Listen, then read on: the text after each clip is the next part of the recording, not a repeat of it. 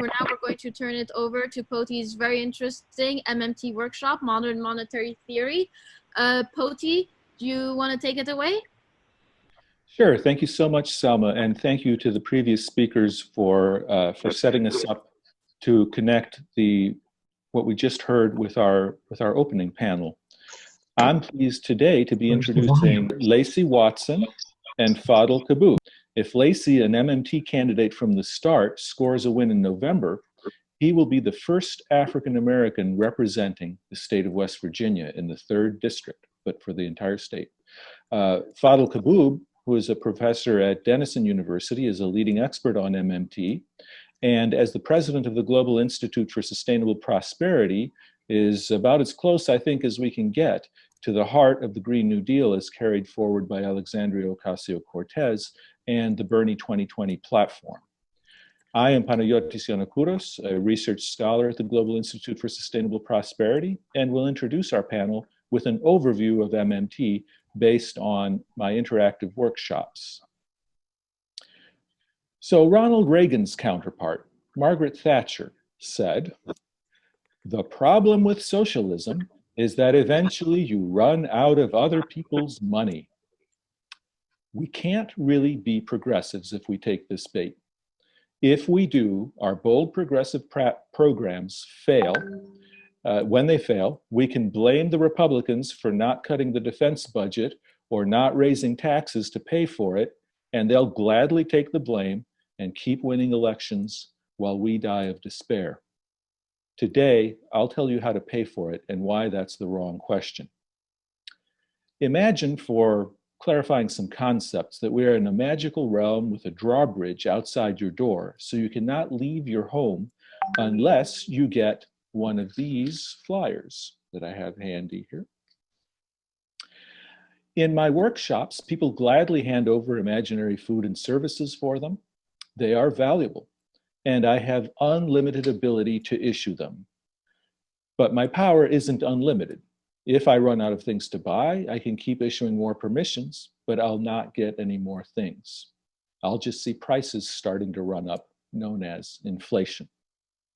Imagine now that you can go freely, you can come and go freely, but your grocer or your doctor all have these debts. Most people will still work to get one of these pieces of paper, and once they have it, which we call a negotiable instrument, they'll give it to someone who needs it in exchange for something they need. And when they do that, the world turns upside down, because in that step, they monetized their society when that negotiable instrument changes hands and transfers economic goods. This is so important that I printed up on a cheat sheet for them to remember what they've done. So here's the cheat sheet. It has a face of the sovereign on it.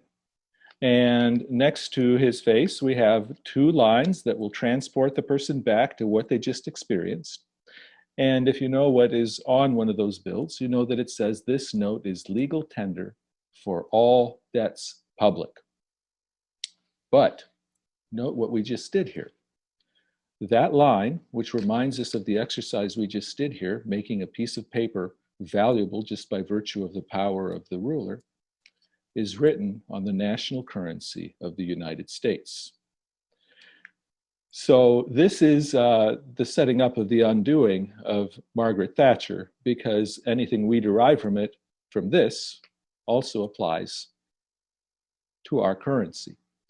One thing that follows directly from this is that we cannot run out of money.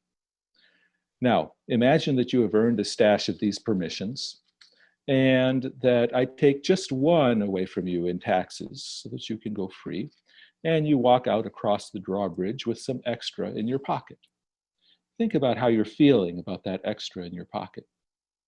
So I'm going to give us 3 definitions, and the first definition is going to be that thing that you're probably feeling good about in your pocket. That is the federal budget deficit. Now, you might decide that you want to keep that stash of material safe. You could put it in a special savings account that your bank has access to at the Federal Reserve. We call that a treasury security. And the piled up stockpile of these permissions in safekeeping that have not yet been used to pay taxes is definition number 2, the national debt. Even less scary than the deficit, because the deficit we could have run up accumulating, hitting our boundaries and getting inflation. We could have spent it inequitably and disturbing peace in our society, but once it's spent, it's water under the bridge. Not scary at all.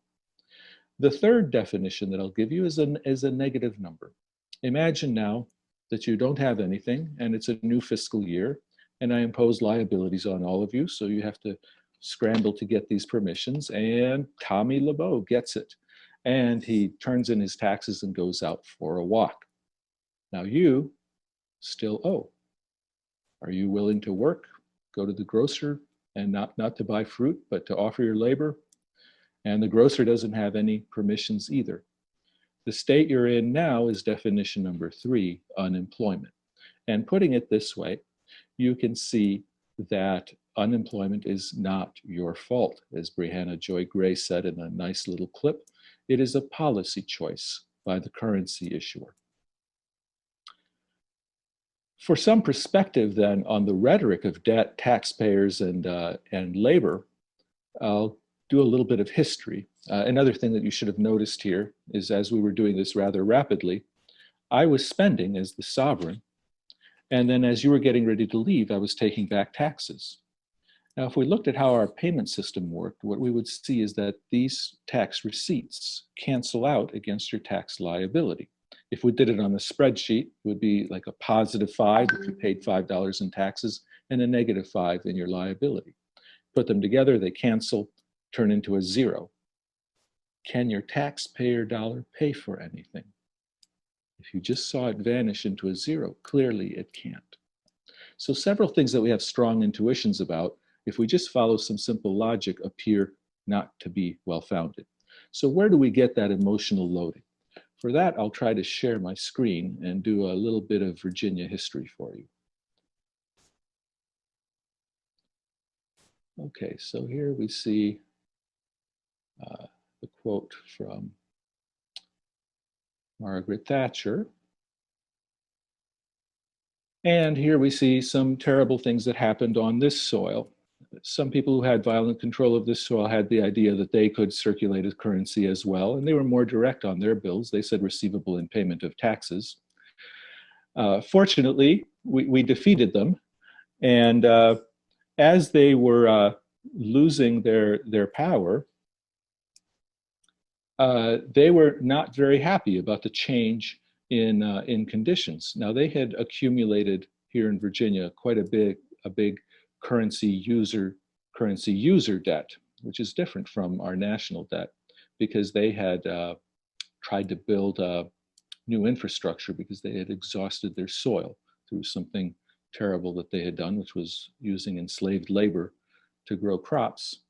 And once the people who had been enslaved won their freedom in that war, the planters insisted that unless they resorted to the overseer, the whip, and the hounds, their estates would deteriorate and never recover. Planters resented that emancipation not only challenged their sense of racial supremacy, but also eroded their authority as employers of labor. So why are we so cruel to our labor? There are some deep roots here. And what about their attitudes toward debt and this notion of the taxpayer? Well, here in Virginia, we had both a fiscal crisis from the point of view of the currency using state that we heard about from the medical doctors, for example, and there was a nationwide depression going on. And the conservatives were still in charge. And what they did in this debt crisis, they cut the schools that had been newly established. Well, what happened when they cut the schools is that the people who had been newly enfranchised got together, and with their votes, they took the state. Now, the planter class was not ready for this. They did not believe that this could ever be possible. And this is how they were feeling in the midst of what we called the Readjuster Coalition's rule. They threw up their hands and said at that point, it is not about the debt. It is not the debt question, but a struggle between conservative Democrats on one side for supremacy, note the word, of a good and safe government, and the worst political combination ever brought into coalition in Virginia on the other. What are they talking about here? Well, we're doing etymology here. They said, our hard-working, industrious, thriving people. Where have we heard that dog whistle? Well, they didn't dog whistle back here. They're going to make it explicit. Will never consent to allow the worthless class to determine what amount of taxes they shall pay. So you start to see the taxpayer meme emerging. Taking it another step forward, we shall not see our state placed in the hands of non-property holders, non-tax-paying people. And what sort of people are they talking about? I told you they're not going to mince words. It is a fight between the Anglo-Saxon and the African. So next time you think about using the term taxpayer dollar, think about this etymology. Think about that it doesn't make sense to begin with. And think about that the emotional loading goes back to something very ugly in our history. And I would offer you an alternative word, public money, public dollars. And that's where the real action is. The real action is when we get to the federal level, and I will quickly wrap it up, because the way we pay for things at the federal level is not by recirculating the sovereign's currency. We issue permissions here in the United States according to the Constitution, which puts that power in the hands of Congress, specifically the House of Representatives. And what that is that we, with our little hands, send forward a representative, and then those representatives sit together in Congress, and they are presented engineering specifications of things we'd like to do and how it's done. Now, if they vote to pass that bill, at the bottom of the bill is a number that says how much it will cost. And the way they pay for it is they communicate the number to the Treasury, which communicates it to the Federal Reserve, which credits the appropriate accounts. That's all there is. That's boring. The interesting part is, what are we going to do? Now, how about Margaret Thatcher? So why is Margaret Thatcher lying to us and slapping our hand and telling us, no, don't do this? Because you look at what this implies. This implies that we, with our little hands, could have had our representative with their hand write a number arbitrarily large as needed, as Vice President Biden said, to shape our society as we would like with our hands. Now, when they slap our hand and lie to us and tell us you can't do that, who does that leave to shape our society? It leaves unaccountable people who get a say in proportion to the size of the stack of permissions that they have extracted from the rest of us in shares greater than their share. And there you have some of that agenda. Now, with that, pointing to some of the immense power that our vote has that we haven't thought about, I will hand it over to Lacey Watson and let him tell us a little bit about what it's like to be voted into office and more. Lacey?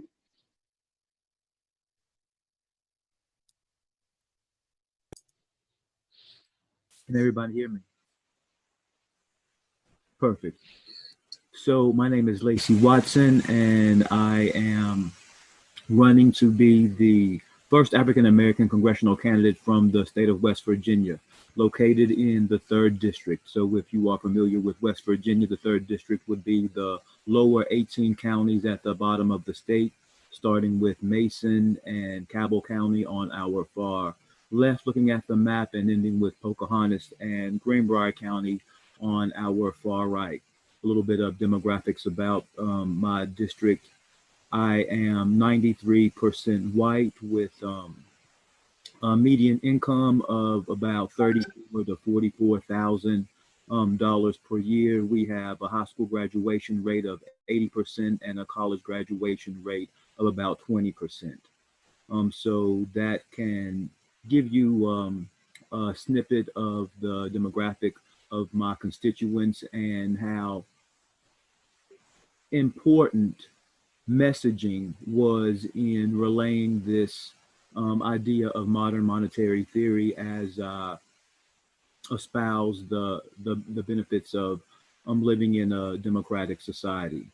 So what I did throughout my whole campaign effort was to make modern monetary theory simple enough for everyone to grasp it in a short amount of time.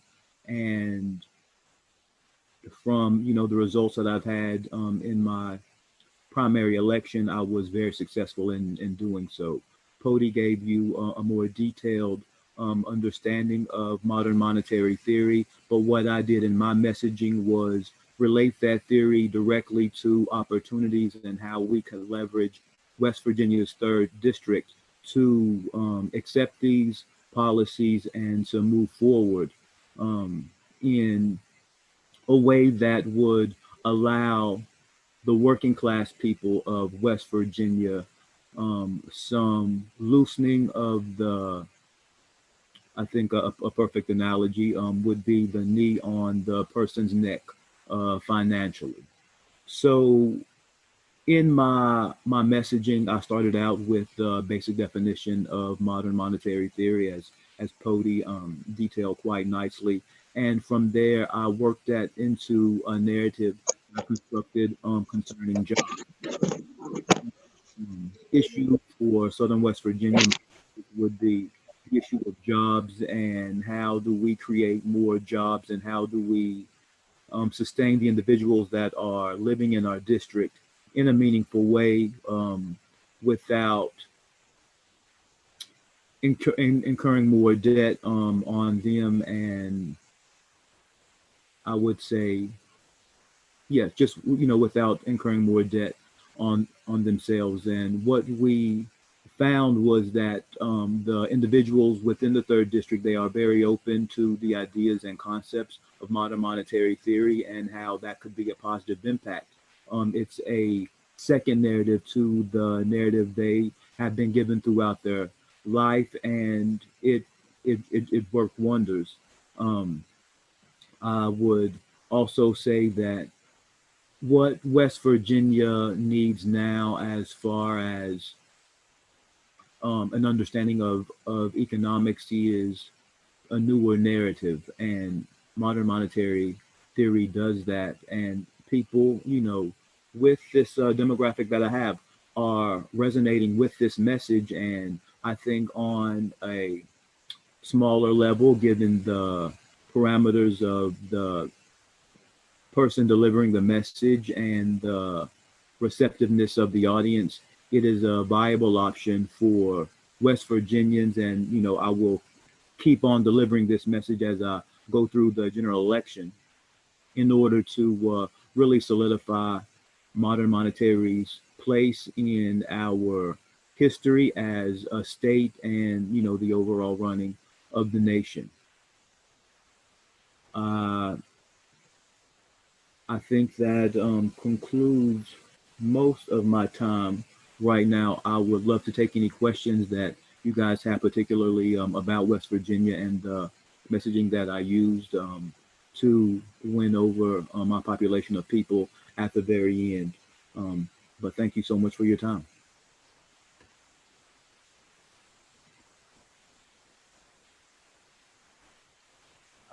Thank you. And I think I'm up next, and I'd like to be able to share my slides. I have a few slides, and then I'll try to save as much time for us to have a Q&A session and a conversation.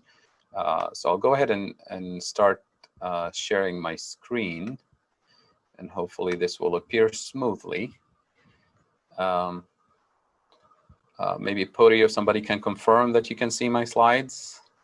Yes, we can. It's working fine. Okay, wonderful. I'll try to make this full screen if Zoom lets me do it. Let's see. Okay, it's going to take a minute to load on my side. There you go. So the big question that everybody gets, you know, Democrats, Republican, anybody with a public policy platform to, you know, spend on healthcare, education, reparations, Green New Deal, the question is, how do you pay for it? And what I'd like to suggest today is that when we think about the US federal government, that is not even the right question. right? So let's dive into it based on what my two colleagues have proposed. First, I'd like to suggest that we don't shy away from being radicals, and I really insist on using the term radical and retaking the meaning of the term. We have deep structural problems, a climate crisis, inequality crisis, socioeconomic exclusion crisis, a dysfunctional political system, and the establishment is looking for incremental bipartisan solutions. In other words, we're looking for superficial status quo solutions. So why I use the term radical? I use it in the linguistic sense of the term. Radical means going to the roots of the problem. In other words, addressing the structural and the systemic change that needs to take place. The opposite of radical change is superficial change. So we really have to decide, do we want systemic structural change or superficial change? We can't afford the superficial change. I'm reminded of the words of Martin Luther King here, where he says, this is no time to engage in the luxury of cooling off or to take the tranquilizing drug of gradualism. This is exactly what I'm talking about, the tranquilizing drug of gradualism.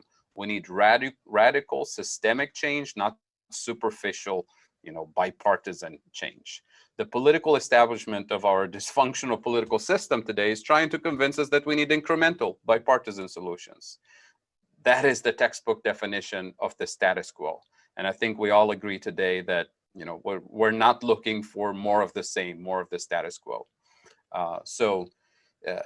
The Green New Deal in particular, to me, is about two major things. One is the inequality and socioeconomic exclusion crisis. The other one is the climate crisis, and they're interlinked. And I'm not going to show you a lot of data here, but I really wanted to show you this particular picture here because it's so important to what we're going through in this country. So to simplify the meaning of this picture, which is by my colleague Pavlina Cherneva, another MMT economist, what you're looking at here, the blue bars represent the bottom 90% of the population, and the red bars represent the top 10%, right? We don't have to go to the top 1%, just the top 10%. And what this picture is trying to show is essentially every time we go through a recession and we recover, this graph is showing us how much of that recovery, the wealth generated by the recovery, is going to the bottom 90% versus the top 10%. And it used to be the case a long time ago that after every recession, when we recover, most of the gains from the recovery go to the bottom 90%, which is the way it's supposed to be. And the top 10% get some of the gains, right? But then starting in the 60s and the 70s and accelerating in the 80s, most of the gains from the recovery started to go to the top 10%. And look what happened in the last recovery. Recovery, not the recession. This is the recovery when the recession is over. The top 10% gained more than 100% of the gains from the recovery. And the bottom 90% lost ground. Dr. Kaboub, I'm so sorry to interrupt, Yes. but on our screens, it looks like you're stuck at the first slide and we haven't seen the last 3 slides. We can see them in little on your left-hand column, but people can't see the, I see. Can't see the slides. Okay, there we go. Thank you so better? much. Yes. Okay. Sorry about that. So I'll just leave it like this instead of doing full screen. So since you didn't see it, I really want to give you a chance to look at what I'm talking about. So after every recovery, who gains from the recovery? It used to be the case, the bottom 90% gets most of the gains from the recovery, and the top 10% gets a little bit. And now we're looking at most of the gains from the recovery going to the top 10%. This last recovery between 2009 and 2012, the bottom 90% lost ground. And this is why most of you probably interact with people. Maybe you've experienced this yourself in 2012, 13, 14, 15. Most people around me were saying, well, it feels like it's still a recession. And it's because of this, because there was no recovery for the majority of the people, right? So we haven't done anything structural to undo this problem, which means as we recover, hopefully, from this crisis, I suspect that we're going to see this and maybe even worse in the coming years. So the Green New Deal is designed to undo some of these structural inequities that are built in the system by design. They're not going to go away just by hoping for a better world. You have to actually actively implement policies. And now the question becomes, how do we pay for it, right? So a quick thing about the Green New Deal and how it addresses these things. Number one, it's federally funded. You can't have a Green New Deal funded at the local level because local, state, and state authorities and city authorities are limited in their spending capacity by the tax revenues that they get and by whatever the market allows them to borrow. So yes, they can get things done, but it's very, very limited. It doesn't mean you can't improve on energy efficiency. It doesn't mean you can't spend in the right way, to spend in the most neglected areas of the economy, the most neglected communities. Of course, you can do that at the city level, at the state level. But we're talking about the firepower of transforming an economy structurally. States and municipalities are not going to be able to do more than a little bit of, helpful patchwork. But the federal government at this point in time is the only entity that can do this structural transformative way. That doesn't mean the federal government decides everything. Federally funded, locally implemented in a decentralized way. This is really about reviving democracy, participatory budgeting, participatory selection of projects, participatory auditing, and everything that is about deciding what to do gets done at the local level. Everything that is about funding has to come from the federal government. It has to be urban and rural, right? And let's not forget about rural areas in the United States. It has to be inclusive, it has to be just, it has to be restorative. Inclusive in the sense that, you notice the name Green New Deal is a reference to the original New Deal, which was not inclusive. So let's not repeat the mistakes of the 1920s and the 1930s, and let's restore and introduce, a system that is, that is fair and equitable and that allows for shares prosperity. And it has to be just in the sense of a just transition. In other words, yes, we want to decarbonize the economy, but we don't want to end people's livelihood, right? So if we transition away from coal mining, we have to have a job guarantee that transitions workers to guaranteed jobs with decent wages and benefits, not decarbonizing the economy and forcing people to go look for jobs and look for training, pay for it out of pocket. So just transition is very important to the concept of the Green New Deal, and it has to be comprehensive and permanent. So we can't just do this for a few years and then hope that we've ended climate change or we've ended inequality.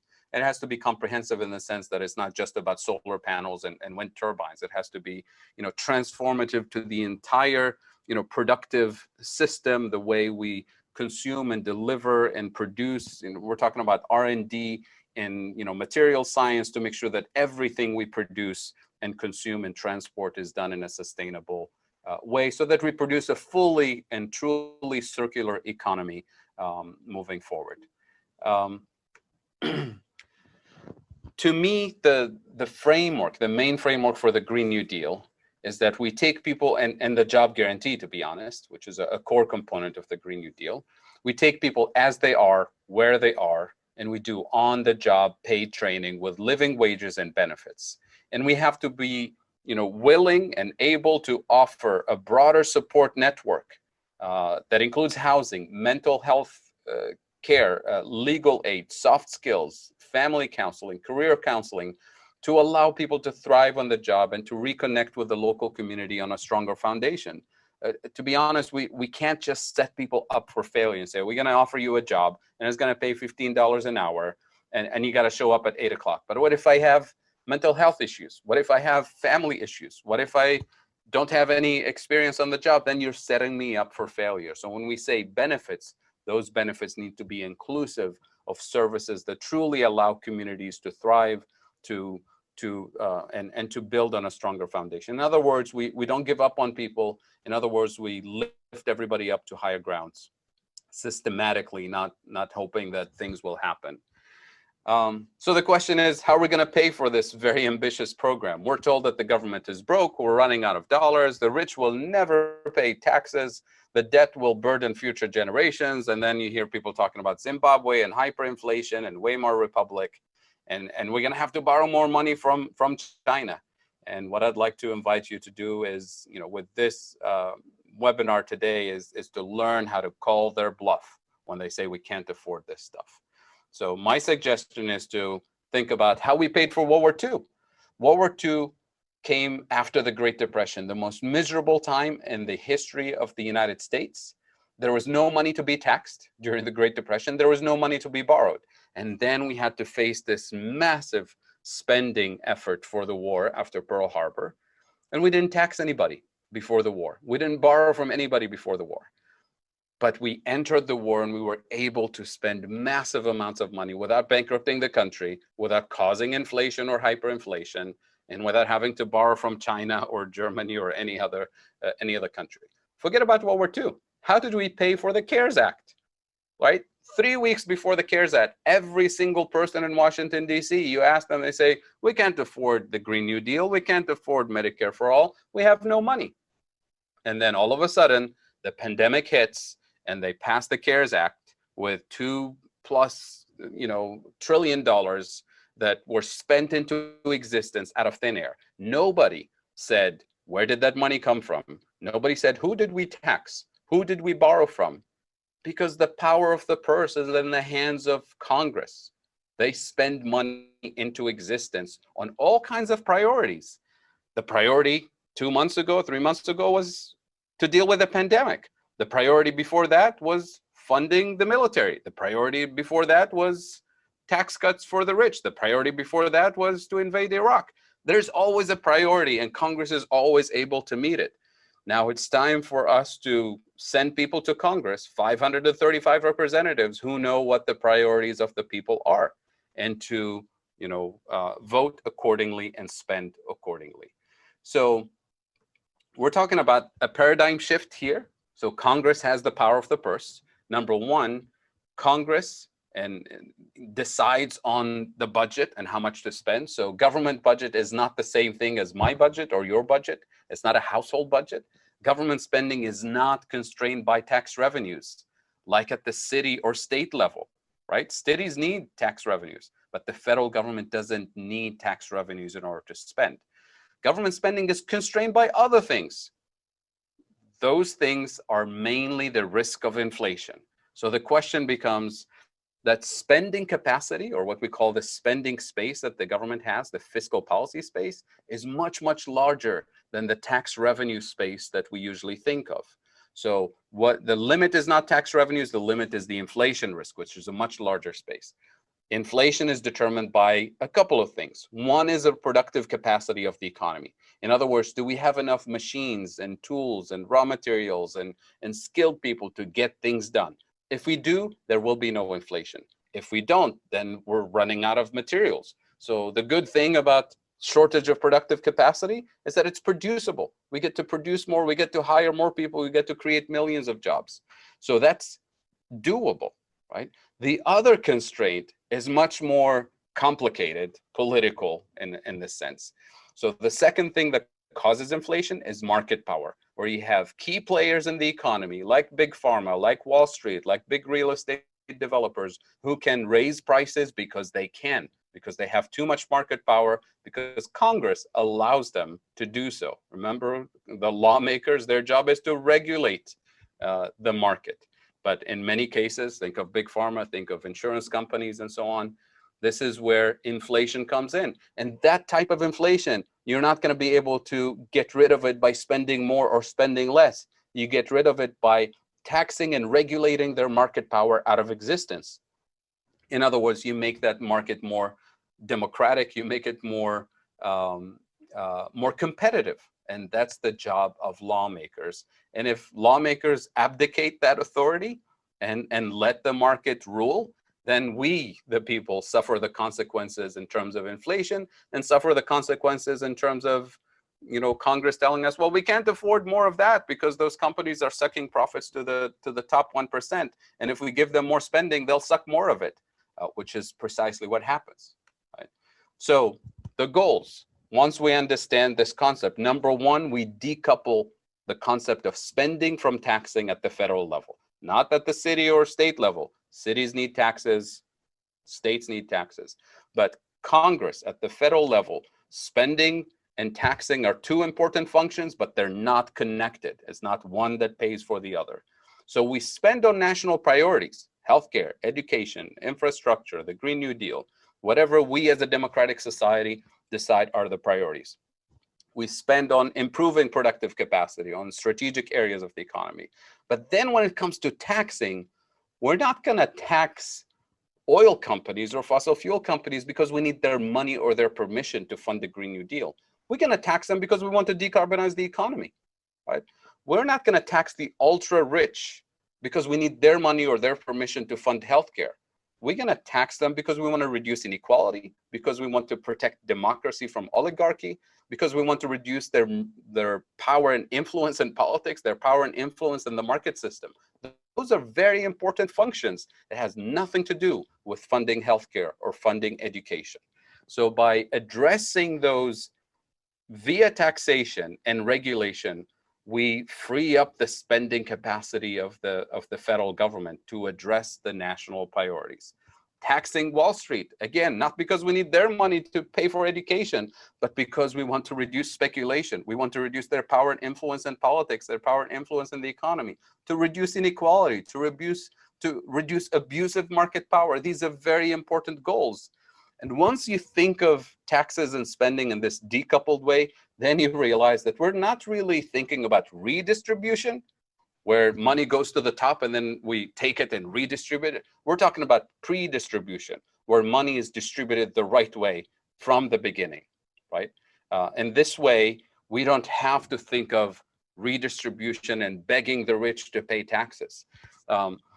Many of my really progressive friends and colleagues are stuck in this vicious cycle that says tax this to pay for that. And I would like to invite you to think of this as a very dangerous and counterproductive strategy. Here's why. Because if we believe that our Green New Deal and our equitable society depends on tax revenues from the rich and from fossil fuel companies, from Wall Street companies, then as a matter of logic, then we want those companies to be even wealthier and richer and have even more income so we can tax a little bit away from them to get our little priorities. That's the wrong thing to do. We want to undo that power, not give them more power and more control over the national priorities. So let's think of decoupling these two things. Can we afford this? Right? Everybody says, can we afford all of this?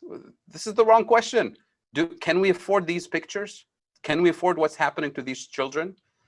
Can we afford the fracking and the public health crisis that we're dealing with? Can we afford this? These are the questions. Can we afford the forest fires? Can we afford the floods in the Midwest? The problem is the narrative that dominates the public policy discourse when it comes to economic decisions is always focused on economic growth. And they back us against the corner and they say, well, if you want schools, if you want funding for your programs, the fracking companies are creating jobs, they're creating wealth, they're creating economic growth. And we measure economic growth with, I'm going to move this for a second. We measure economic growth by GDP, gross domestic product. That's what we call economic growth.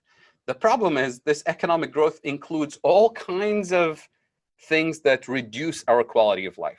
For example, every time we build a prison, GDP goes up. Every time somebody gets sick and goes to the hospital for breathing treatment or for cancer treatment or pays for a prescription for something related to pollution, GDP goes up and gets celebrated on TV. They say, yay, GDP goes up by 2%. It gets celebrated. The fact that there's an oil spill and we spend $200 million to clean it up, GDP goes up by $200 million, but that doesn't mean that's a good thing for society. So what some economists did is they took this GDP number and they stripped it of all of those negative things that actually reduce our quality of life. And then we get this, the genuine progress indicator. You see this line? This goes back to the 1950s. For at least the last 40 years, we have no improvement in quality of life in this country. No improvement. And this is why this narrative makes sense to the average person who's, these are the constituents you're trying to vote for your candidates, right?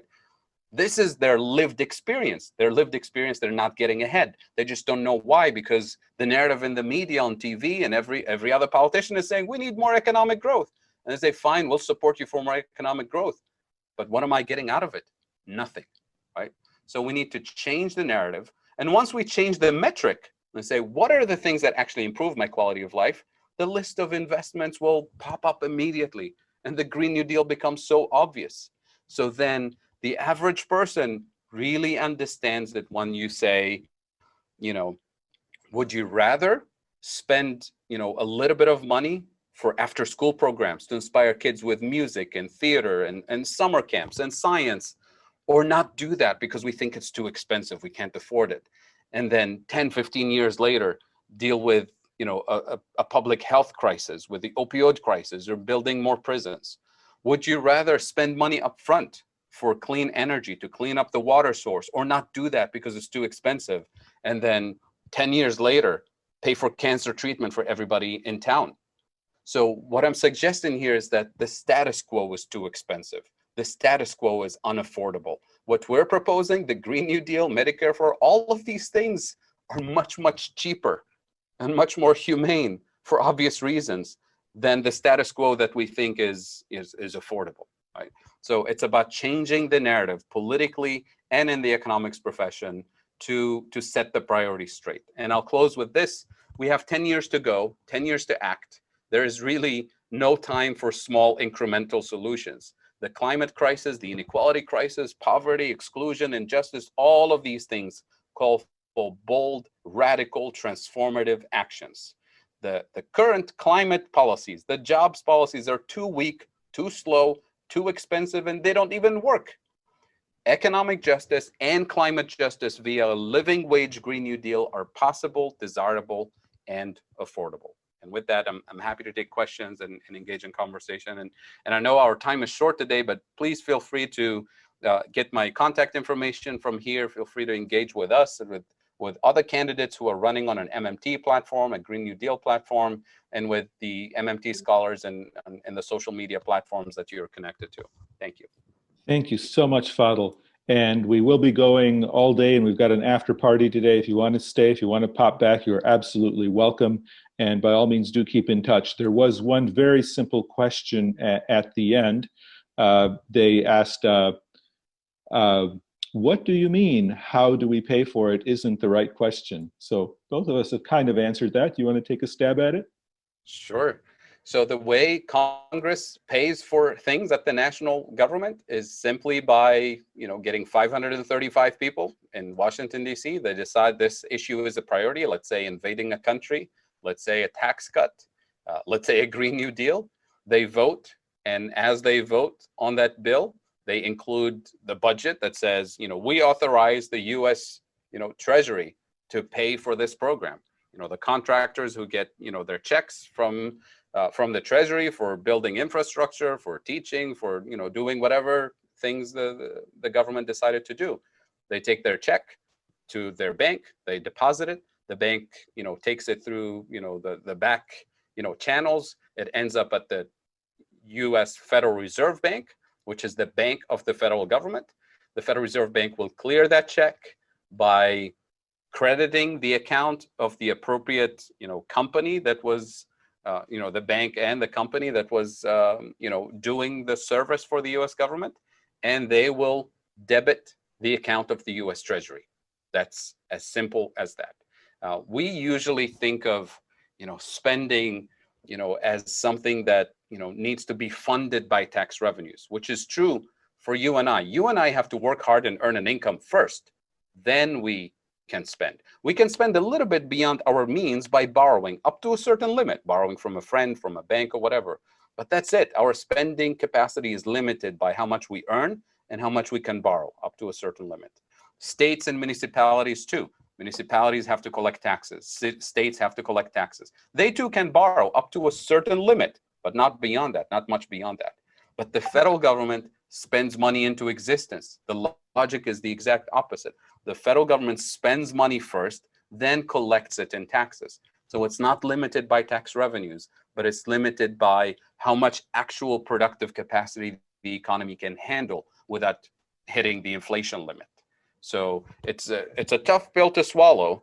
And what I'm explaining here about MMT, about federal government spending, is only for the sovereign. Don't try this at home. This will not work for you, right? This is only the US federal government can do this. States and municipalities, they have to spend responsibly. You and I have to spend responsibly. Otherwise we go bankrupt, right? But the federal government has zero risk of solvency. It can never run out of its own money, but it can run out of things to buy. If we, in the productive capacity of the economy, run out of things to sell, things to produce, run out of engineering capabilities or raw materials, that's when the federal government starts to cause inflation, when there is really not enough stuff to go around for the government to start bidding up prices and so on. So the right question at the federal level is not how to pay for it, but how to mobilize the resources to produce the things that the national government, that the democratic society wants to prioritize. So how to mobilize the resources, how to organize the political system, the economic system, so that we prioritize those things. And in other words, what we're describing here in the MMT framework is really not an MMT idea that needs to be applied by Congress. Congress already does it. They just have the wrong priorities, right? They prioritize tax cuts. They prioritize not regulating big pharma. They prioritize, military spending and other things. And we're saying, a government of the people, by the people, for the people, should elect 535 people in Congress to set the priorities of their constituents, not the super PACs that get them in office, right? Not the lobbying, groups that have other priorities, right? I mean, there wouldn't be lobbying if their priorities and our priorities were the same. There's no need for lobbying, right? But their lobbying is obviously very powerful to set up the system to serve their needs. And the data speaks for itself. This is not something new that happened 2 years ago or 3 years ago or 10 years ago. Money's been sucked to the top systematically for decades. And chipping away at this problem left and right by saying, oh, let's elect this person, he's slightly better than the other person. But if that person doesn't really have a strategy for undoing the damage in a transformative way, then we're really wasting our time. Great. Thank you so much. Unfortunately, we are out of time, but if Tommy is here, Tommy, collect emails. I've just put my email in the chat, and Susan is talking about a session at 6 tomorrow, perhaps come to the workshops later, but we've got to yield. We've got a 2-minute break while the next session sets up. So thank you all very, very much. Thank you. Thank you. Can I say one more thing to add to what Karen just said? I'm a big fan of the Sunrise Movement, as you can tell from my T-shirt. But it's very important for us to know who does what. We're on the same page in terms of what we want. We want a livable planet, decent healthcare, clean air, clean water. All of these things, we're on the same page, and it's very important to know what we demand and from whom we demand it. Yes, state officials, city officials, county commissioners have a role to play in terms of prioritizing things at the local level. But if we want this transformative thing, we need them on our side to demand from the federal government, from the 535 elected officials in DC, to do their job and to set the priorities straight. So yes, we can call for a statewide Green New Deal, but we have to be careful, not to forget that, the federal government is the entity that can actually make it happen financially. We mobilize, we organize at the local level. We push back against corrupt local state officials and city officials. We elect, people who will do the work, but also make sure that we unseat the 535 people who are not willing to do their job, who have the power of the purse and have abdicated that power to Wall Street, have abdicated that power to Big Pharma. They work for us. So we need to have our state officials, city officials, and our local organizers on board to demand that they do their job. And if we don't, then they're going to spin it left and right and force us to, struggle for crumbs at the local level. Okay, thank you. I think that wraps us up. Oh, Mariana, were you trying to say something? You were muted. I think that wraps us up. The next. Selma, can I just add one teeny tiny? I promise I'll be really fast. I promise. Okay. I promise. I promise. Another thing that we can do as local activists is whenever we're seeing bills or anything like that, or actions or tasks or programs or everything, we need to ask that one question: is what is it that is being presented? What is going to be the outcome of what is being of this particular bill, right? So we have to make sure that those outcomes are going to support and help the community. It's going to get rid of all of those barriers that prevent a community from being sustainable. And we have to make sure that it's something that's going to be sustainable for a long period of time. And these are some of the things we really need to make sure that we have to start demanding that our bills are no longer symbols, they're no longer just Band-Aids, but they're actually going to do something to support our residents, to support our individuals, support our businesses, and support our communities. We can no longer move with short-term, quick fixes that really don't help the little person and the everyday person and only helps the corporation. And that is another thing that we need to be able to do as local activists, is to start questioning why and demand transformative and intentional outcomes. And that's okay.